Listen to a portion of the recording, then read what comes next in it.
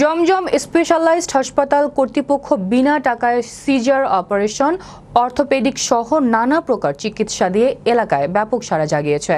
ব্যবসার পরিবর্তে সেবার মানসিকতায় সম্প্রতি ঈশ্বরদী শহরে চালু করা এই হাসপাতাল কর্তৃপক্ষ শুরু থেকেই গরিব ও অসহায় পরিবারের সদস্যদের বিনা টাকায় বিভিন্ন রকম চিকিৎসা সেবা দিয়ে সুনাম অর্জন করেছেন।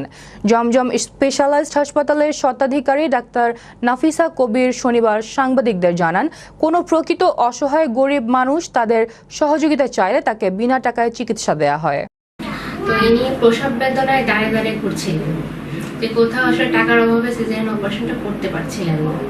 তো বিষয়টা আমাদের নজরে আসলে আমি তাকে আমার ক্লিনিকে ভর্তি করি এবং বিনা টাকায়, মানে কোনো খরচ ছাড়াই এবং ওষুধের খরচও আমরা তার থেকে নেই, এভাবে আমরা অপারেশনের ব্যবস্থা করি। এখানে আমি ছিলাম আর অ্যানেস্থেসিওলজিস্ট ডক্টর আতাউর রহমান ছিলেন। আমরা তার সহযোগিতা এবং আমি নিজে প্রতিষ্ঠান এবং ডক্টর হিসাবে এই সহযোগিতা তাকে করি।